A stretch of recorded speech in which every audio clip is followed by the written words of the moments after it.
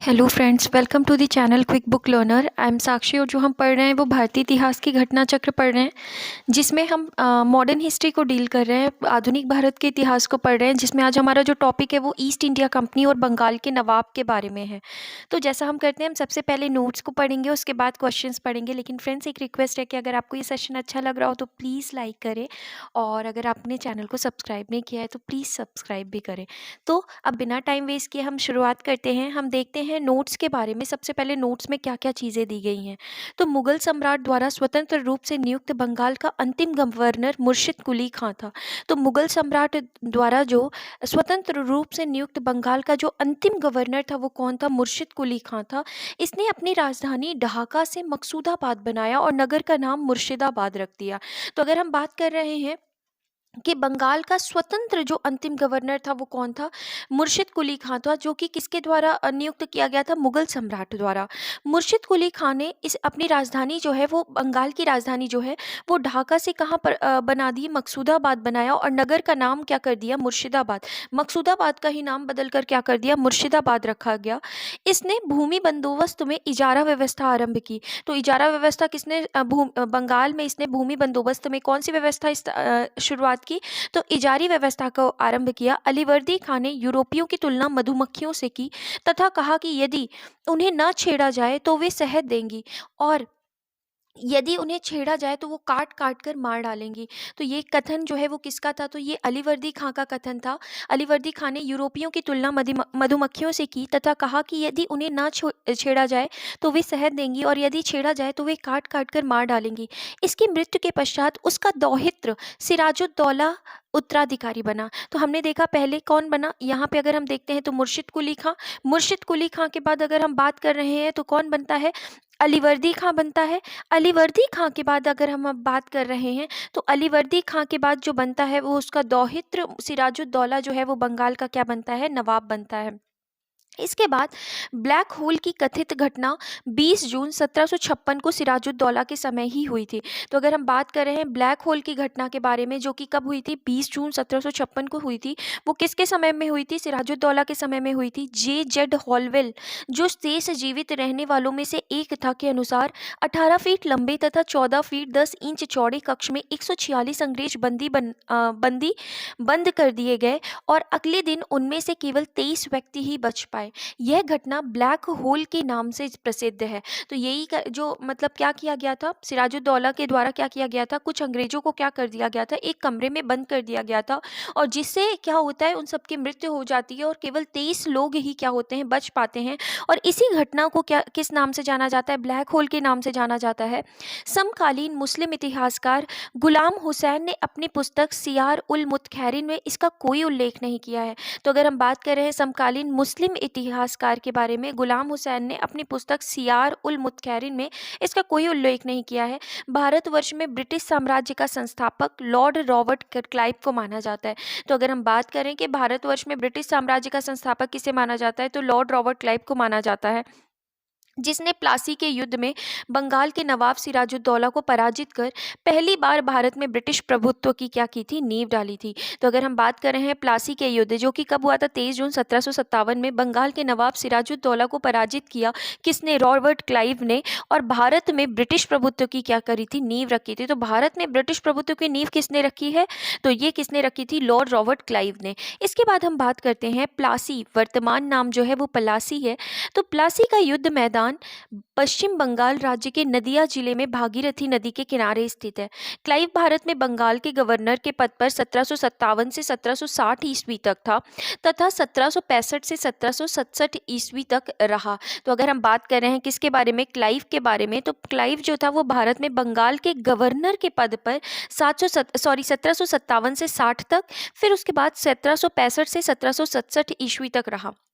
इस दौरान उसने अवध के नवाब सुजाउद्दौला के साथ इलाहाबाद की संधि की। तो अभी क्या होगा कि इसी दौरान वो क्या करता है? 65 से 67 के टाइम पे ही क्या करता है कि इस दौरान उसने अवध के नवाब सुजाउद्दौला के साथ कौन सी संधि की थी? तो इलाहाबाद की क्या करी थी? संधि करी थी। अंग्रेजी सैनिकों का श्वेत विद्रोह उसके समय में ही हुआ था। तो अंग्रेजी सैनिकों का जो श्वेत विद्रोह था वो किसके समय हुआ था? तो वो लॉर्ड क्लाइव के समय में हुआ था। और लॉर्ड क्लाइव ने अवध के नवाब शुजाउद्दौला के साथ क्या की थी? इलाहाबाद की संधि की थी। क्लाइव द्वारा बंगाल में सफलतापूर्वक एक लुटेरा राज्य की स्थापना की गई। क्लाइव एक सैनिक के रूप में जननेता था। विलियम के पिट का यह कथन है कि वह स्वर्ग से उत्पन्न सेना नायक था, हेवन बॉर्न जनरल था। इसके बाद हम बात करते हैं अलीवर्दी खां के उत्तराधिकारी नवाबों में मीर कासिम, जिसका समय काल जो है वो कब से कब तक, सिराजुद्दौला के बाद जो आता है वो कौन है? मीर कासिम है, जिनका समय 1760 से लेकर के 63 तक था। तो ये जो मीर कासिम है, अलीवर्दी खां के उत्तराधिकारी नवाबों में मीर कासिम जो है वो कौन था? सबसे योग्य था। पूर्णिया तथा रंगपुर के फौजदार के रूप में वह अपनी योग्यता पहले ही दर्शा चुका था। वह अपनी राजधानी मुर्शिदाबाद से कहाँ ले गया?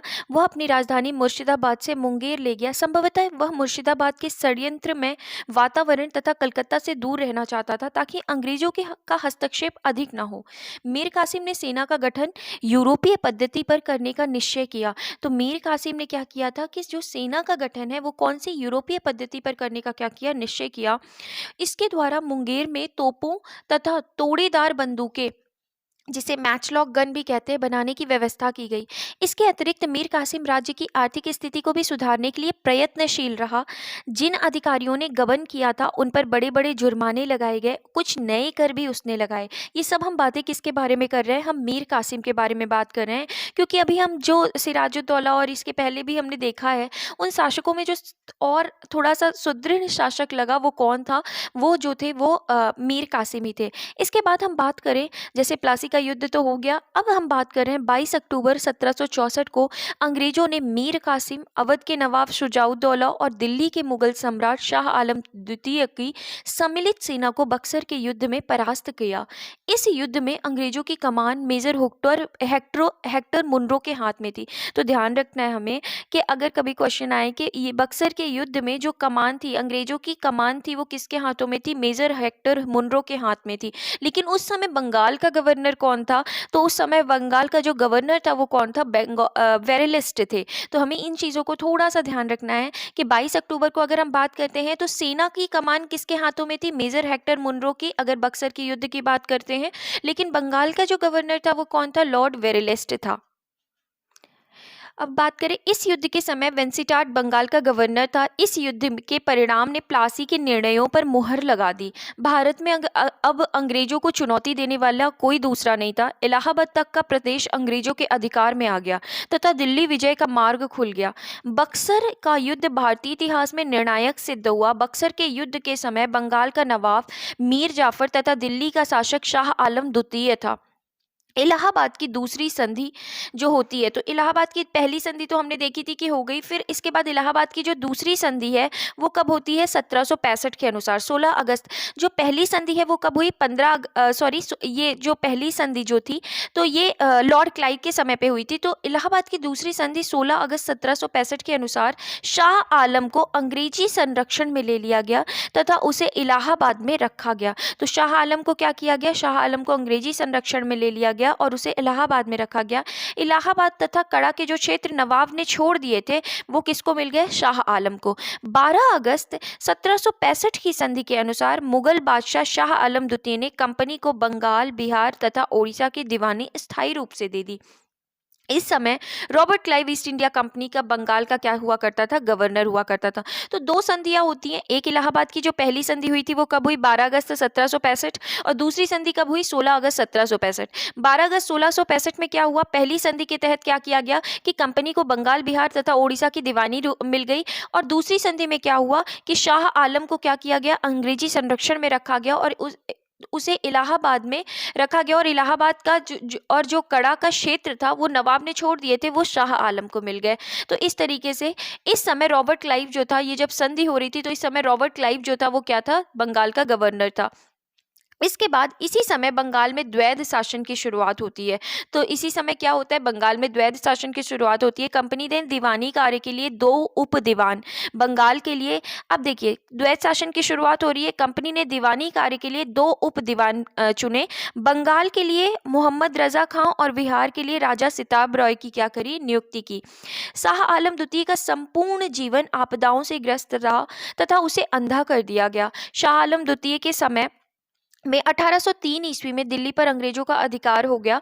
शाह आलम द्वितीय तथा उसके 2 उत्तराधिकारी अकबर द्वितीय और बहादुर शाह द्वितीय ईस्ट इंडिया कंपनी के पेंशन भोगी मात्र बनकर रह गए।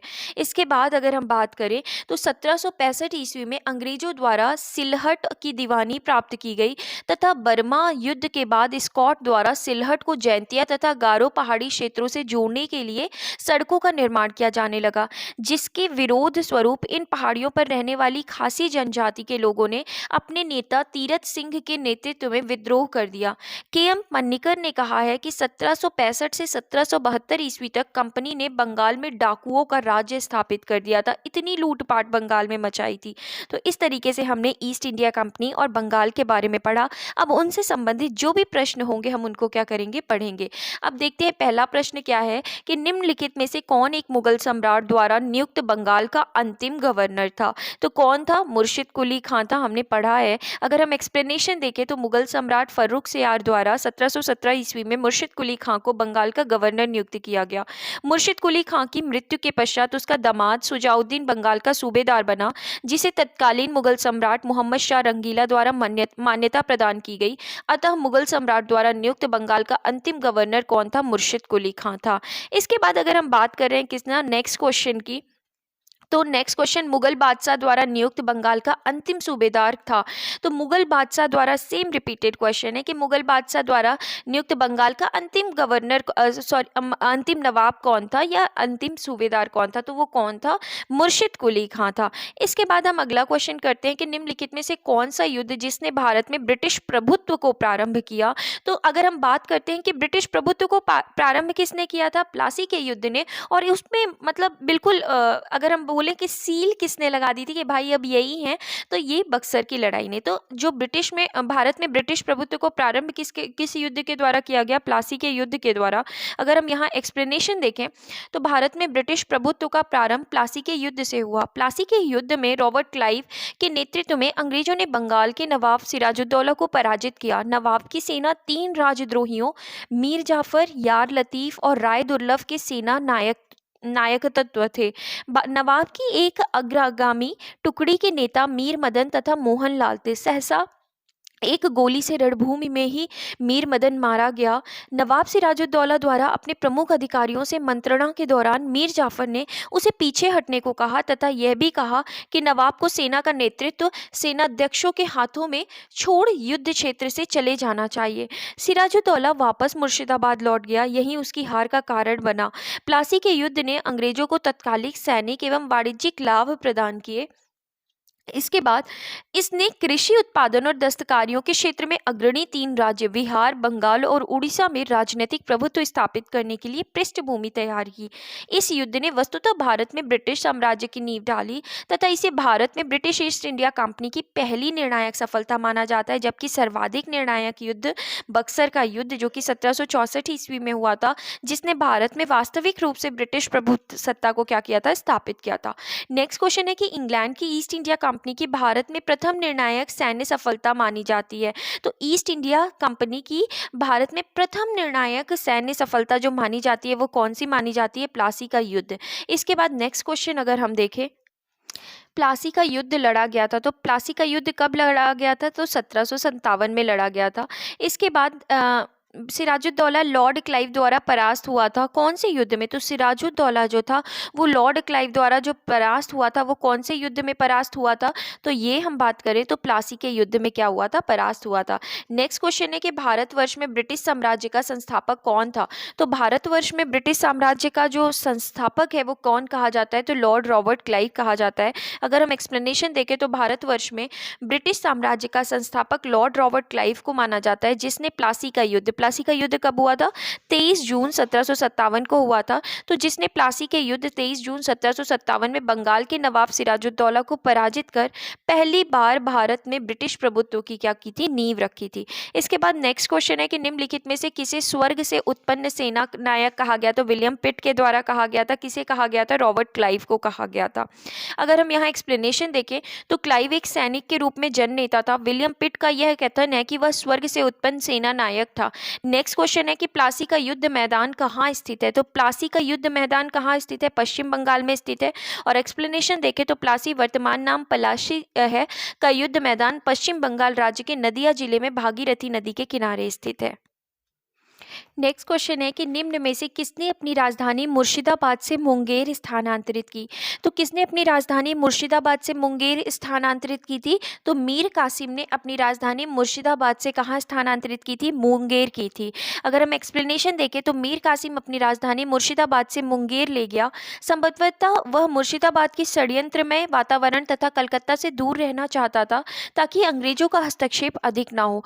नेक्स्ट क्वेश्चन है कि सबसे अधिक निर्णायक युद्ध जिसने अंग्रेजों के भारत में प्रभुत्व को संस्थापित किया, तो सबसे अधिक निर्णायक युद्ध जो था वो कौन सा था? बक्सर का युद्ध था। अगर हम एक्सप्लेनेशन देखें तो 22 अक्टूबर 1764 को अंग्रेजों ने मीर कासिम, अवध के नवाब सुजाउद्दौला तथा दिल्ली के मुगल सम्राट शाह आलम द्वितीय की सम्मिलित सेना को बक्सर के युद्ध में परास्त किया। इस युद्ध में अंग्रेजों की कमान मेजर हेक्टर मुनरो के हाथ में थी। इस युद्ध के परिणाम ने प्लासी के निर्णयों पर मुहर लगा दी। भारत में अब अंग्रेजों को चुनौती देने वाला कोई दूसरा नहीं था। इलाहाबाद तक का प्रदेश अंग्रेजों के अधिकार में आ गया तथा दिल्ली विजय का मार्ग खुल गया। बक्सर का युद्ध भारतीय इतिहास में निर्णायक सिद्ध हुआ। पी.ई. रॉबर्ट्स ने बक्सर के युद्ध के बारे में कहा कि प्लासी की अपेक्षा बक्सर को भारत में अंग्रेजी प्रभुता की जन्मभूमि मानना कहीं अधिक उपयुक्त है। यदि बक्सर के युद्ध के परिणाम को देखा जाए तो कहा जा सकता है कि जहां प्लासी की विजय अंग्रेजों की कूटनीति का परिणाम थी, वहीं बक्सर की विजय को इतिहासकारों ने पूर्णतः सैनिक विजय बताया। प्लासी के युद्ध ने अंग्रेजों की प्रभुता बंगाल में स्थापित की, परंतु बक्सर के युद्ध ने कंपनी को एक अखिल भारतीय शक्ति का रूप दे दिया। तो इस तरीके से हमने देखा। अगला प्रश्न है, अंग्रेजी ईस्ट इंडिया कंपनी द्वारा लड़े गए निम्नलिखित युद्ध में से कौन सा सर्वाधिक निर्णायक था? तो अंग्रेजी ईस्ट इंडिया कंपनी द्वारा लड़े गए निम्नलिखित युद्धों में जो सबसे ज्यादा निर्णायक था वो कौन सा युद्ध था? बक्सर की लड़ाई। नेक्स्ट है कि निम्नलिखित में से कौन सा युद्ध भारत में अंग्रेजों के आधिपत्य की स्थापना की दृष्टि से सबसे महत्वपूर्ण समझा जाता है? तो अगर हम बात करें कि अंग्रेजों के आधिपत्य की स्थापना से सबसे महत्वपूर्ण समझा जाता है वो कौन सा युद्ध है? तो वो बक्सर का युद्ध है। अगर हम नेक्स्ट क्वेश्चन देखें कि बक्सर के युद्ध के समय दिल्ली का शासक कौन था? तो दिल्ली का शासक कौन था? तो अगर हम बात करें दिल्ली का शासक तो शाह आलम द्वितीय था। सॉरी, शाह आलम प्रथम है, ये शाह आलम द्वितीय था।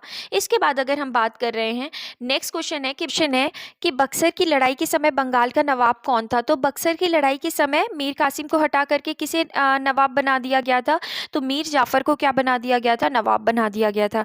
नेक्स्ट क्वेश्चन है, निम्नलिखित में से जिस एक शासक ने ईस्ट इंडिया कंपनी को दीवानी प्राप्त की थी वह था? तो किसने दीवानी दी थी ईस्ट इंडिया कंपनी को? तो किसने दी थी? शाह आलम द्वितीय ने। अगर एक्सप्लेनेशन देखें तो इलाहाबाद की दूसरी संधि 16 अगस्त 1765 के अनुसार शाह आलम द्वितीय को अंग्रेजी संरक्षण में ले लिया गया तथा उसे इलाहाबाद में रखा गया। इलाहाबाद तथा कड़ा के जो क्षेत्र नवाब ने छोड़ दिए थे शाह आलम को मिले। 12 अगस्त 1765 के अपने फरमान द्वारा मुगल बादशाह शाह आलम द्वितीय ने कंपनी को बंगाल, बिहार तथा उड़ीसा की दीवानी स्थायी रूप से दे दी। इस समय Robert Clive east India company का बंगाल का गवर्नर था। शाह आलम द्वितीय का संपूर्ण जीवन आपदाओं से ग्रस्त रहा।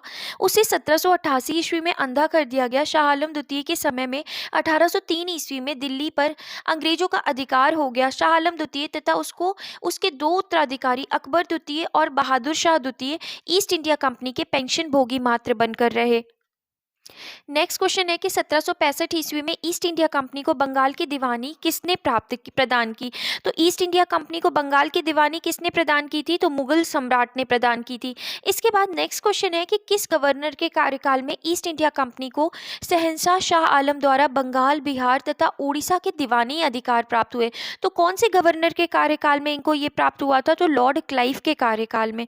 अगर हम नेक्स्ट क्वेश्चन देखें तो सम्राट शाह आलम द्वितीय ने ईस्ट इंडिया कंपनी को बंगाल, बिहार तथा उड़ीसा की दीवानी प्राप्त प्रदान की थी। तो कब की थी? 12 अगस्त 1765 के फरमान के द्वारा। इसके बाद नेक्स्ट क्वेश्चन है कि इलाहाबाद की संधि के बाद रॉबर्ट क्लाइव ने मुर्शिदाबाद का उप दीवान किसे बनाया? तो हमें ध्यान रखना है, क्वेश्चन पूछा गया है कि मुर्शिदाबाद का जो उप दीवान है वो किसे बनाया गया था? तो बनाया गया था मोहम्मद रजा खान को बनाया गया था, और बिहार का सिताब रॉय को। अगर हम यहाँ एक्सप्लेनेशन देखें तो इलाहाबाद की दूसरी संधि 16 अगस्त 1765 के अनुसार भगौड़े सम्राट शाह आलम को अंग्रेजी संरक्षण में ले लिया गया तथा उसे इलाहाबाद में रखा गया। शाह आलम ने उपयुक्त संधि के प्रावधान द्वारा कंपनी को बंगाल, बिहार, उड़ीसा की दीवानी स्थायी रूप से दे दी। नज्म उद दौला को बंगाल का नवाब स्वीकार किया। तो मीर जाफर के बाद किसे बनाया गया? तो नज्म उद दौला को बंगाल का नवाब स्वीकार किया, जिसके बदले नवाब द्वारा सम्राट को 26 लाख रुपए वार्षिक अदा करना था। तो मतलब अगर नज्म उद दौला को बंगाल का नवाब बनाया गया है तो अभी नवाब बनाने की वजह से सम्राट को 26 लाख रुपए वार्षिक क्या करना था? उनको अदा करना था। इस समय कंपनी सीधे कर संग्रह करने का भार ना तो लेना चाहती थी और ना ही उसके पास ऐसी क्षमता थी। कंपनी ने दीवानी कार्य के लिए 2 उप दीवान, बंगाल के लिए अगर हम बात करते हैं तो बंगाल के लिए मोहम्मद रजा खान और बिहार के लिए राजा सिताब राय की क्या की नियुक्ति की। मोहम्मद रजा खान उप नाजिम के रूप में भी कार्य करते थे। इस प्रकार समस्त दीवानी तथा निजामत का कार्य भारतीयों द्वारा ही चलता था, यद्यपि अधिकार कंपनी के हाथ में था। तो इस तरीके से हमने इस क्वेश्चन की एक्सप्लेनेशन देखी। नेक्स्ट क्वेश्चन है कि 1765 ईस्वी में दीवानी प्रदान किए जाने के बाद ब्रिटिश सबसे पहले निम्नलिखित में से किस पर्वतीय जनजाति के संपर्क में आए? तो किसके संपर्क में आए थे? खासी जनजाति के संपर्क में आए। अगर हम एक्सप्लेनेशन देखें तो बंगाल की दीवानी प्राप्त करने के पश्चात ब्रिटिश 1765 ईस्वी में सिलहट आए थे। खासी जनजाति के लोग चावल, नमक एवं सूखी मछलियों के बदले रेशम, सूती सामान, लोहा, मोम, मधु एवं सींग का व्यापार करने हेतु सिलहट की सीमा पर पंडुआ में आते थे। खासी पर्वतों में पाए जाने वाले चूना पत्थर का उपयोग तब बंगाल में चूना पत्थर की मांग की पूर्ति हेतु किया जाता था। कुछ समय पश्चात ईस्ट इंडिया कंपनी के ब्रिटिश अधिकारी चूना पत्थर का व्यापार करने लगे, जिससे वे खासी जनजाति के संपर्क में आए। इसके बाद नेक्स्ट क्वेश्चन देखें, अवध सल्तनत के हिंदू नायब वजीर के संदर्भ में निम्नलिखित कथनों में से कौन से कथन सही हैं? तो पहला है राजा टिकैत राय नवाब आशुफउद्दौला के अर्थ मंत्री थे। दूसरा क्वेश्चन है कि अवध के नवाबों के राज्य में सामान्यतया कतिपय हिंदू जातियों के लोगों को उच्च स्थान प्राप्त था। तो अगर हम इस क्वेश्चन की बात करते हैं तो इस क्वेश्चन में दोनों ही ऑप्शन अपने आप में क्या है? बिल्कुल सही है। इसलिए करेक्ट ऑप्शन क्या होगा? सी ऑप्शन जो है वो क्या है? करेक्ट है। अगर हम यहाँ एक्सप्लेनेशन की बात करें तो राजा टिकैत राय नवाब आशुफउद्दौला के दीवान या अर्थ मंत्री थे, अतः कथन एक सही है। अवध के नवाबों के राज्य में हिंदू अधिकारियों को भी उच्च पदों पर नियुक्ति की गई। उदाहरणतः आशुफउद्दौला के दीवान राजा टिकैत राय व राजा झाऊलाल एवं नवाब सफदरजंग के प्रधानमंत्री व सेना नायक राजा नवल राय आदि इन्हीं जातियों के प्रतिनिधि थे, अतः कथन 2 भी जो है वो क्या है? सही है। अगला प्रश्न है, 18वें शतक में भारत में लड़े हुए युद्धों का निम्नलिखित में से सही कालानुक्रम कौन सा है? तो अगर हम बात करते हैं कि इसमें जो भी लड़े गए हैं इनका सही कालानुक्रम क्या है, तो हम अंबर के युद्ध के बाद, जिसे हम अंबूर का युद्ध भी कहते हैं, अंबूर के युद्ध के बाद प्लासी का युद्ध, प्लासी के युद्ध के बाद अगर हम बात करते हैं तो बांडीवॉस का युद्ध, बांडीवॉस के युद्ध के बाद कौन सा युद्ध होता है? बक्सर का युद्ध। अगर हम इस क्वेश्चन की एक्सप्लेनेशन देखें तो 18वीं शताब्दी में भारत में लड़े गए प्रश्नगत युद्धों का सही कालानुक्रम इस प्रकार है। तो पहले जो हुआ वो अंबर का युद्ध या जिसे अंबूर का युद्ध भी कहते हैं, ये कब हुआ? तो 1749 में, अगस्त 1749 में हुआ। मुजफ्फर जंग, चंदा साहब और फ्रांसीसियों की संयुक्त सेना ने बेल्लूर के समीप अंबर या अंबूर नामक स्थान पर कर्नाटक के नवाब अनवरुद्दीन को पराजित कर उसकी क्या कर दी? हत्या कर दी। तो हमने क्या देखा कि मुजफ्फर जंग, चंदा साहब और फ्रांसीसियों की संयुक्त सेना ने वेल्लूर के समीप अंबूर नामक स्थान पर कर्नाटक के नवाब अनवरुद्दीन को पराजित कर उसकी क्या कर दी? हत्या कर दी। मुजफ्फर जंग दक्कन का सूबेदार बन गया। इस उपलक्ष्य में उसने अपने हितकारी डुप्ले को कृष्णा नदी के दक्षिणी भाग के मुगल प्रदेशों का गवर्नर नियुक्त कर दिया तथा उत्तरी सरकार के कुछ जिले भी फ्रांसीसियों को दे दिए। इसके अतिरिक्त मुजफ्फर जंग की प्रार्थना पर एक फ्रेंच सेना की टुकड़ी बुस्सी के नेतृत्व में हैदराबाद में क्या कर दी गई? तैनात कर दी गई।